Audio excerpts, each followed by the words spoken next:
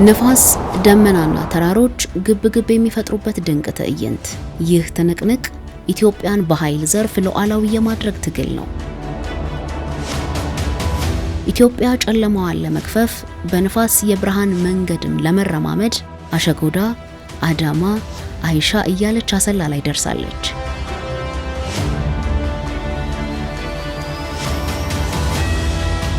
ይህ አሰላ ነው የኢትዮጵያ ቀጣይ የብርሃን ተስፋ መሰረት የተጣለበት ስፍራ።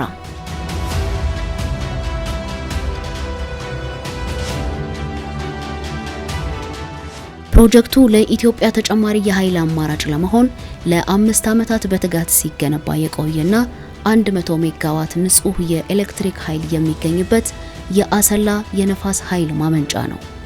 ይህ የማይቋረጥ ተፈጥሯዊ ምንጭ ነው።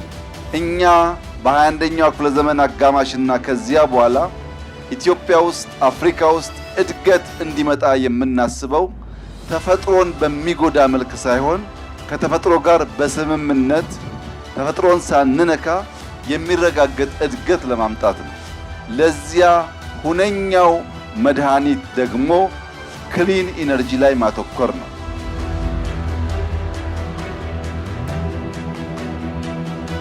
የነፋስ ኃይል ማመንጫው የኢትዮጵያና የዴንማርክ መንግስታት አጋርነታቸውን ያሳዩበት ፕሮጀክት ነው።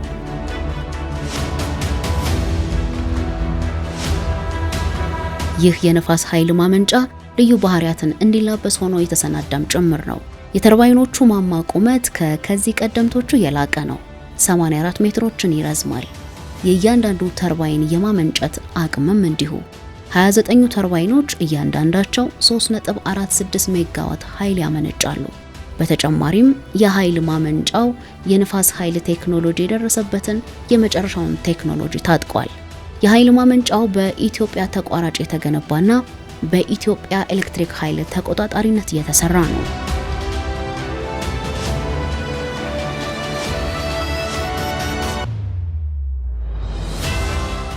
ኢትዮጵያ ለበርካታ ዓመታት የኃይል አቅርቦቷን በውሃ ላይ አድርጋ ቆይታለች። ነገር ግን የአየር ሁኔታ ለውጦችና የኃይል ፍላጎት እየጨመረ መሄዱ እንደ አሰላ የነፋስ ኃይል ማመንጫ ያሉ የኃይል አማራጮች እውን እንዲሆኑ አስችሏል።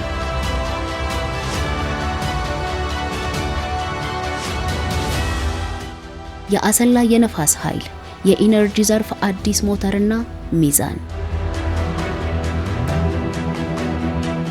እነዚህ ሁሉ የክሊን ኢነርጂ ኢንቨስትመንት በዓለም ደረጃ ለኢትዮጵያ እውቅና ያሰጠ በመሆኑ ኮፕ 32 ወደ ኢትዮጵያ መጥቶ በኢትዮጵያ ምድር እንዲዘጋጅ የተወሰነበት ዋነኛው ምክንያት ኢትዮጵያ በግሪን ሌጋሲ ሪቨሮቿን በማጽዳት በክሊን ኢነርጂ አጠቃላይ ኢንቫይሮንመንት ላይ በምትከተለው ፖሊሲና ባስገኘችው ውጤት ዓለም ስራዋን ሬኮግናይዝ ለማድረግ ዓለም ስራዋን ለማበረታታት ኮፕ ወደ ኢትዮጵያ እንዲመጣ ወስኗል።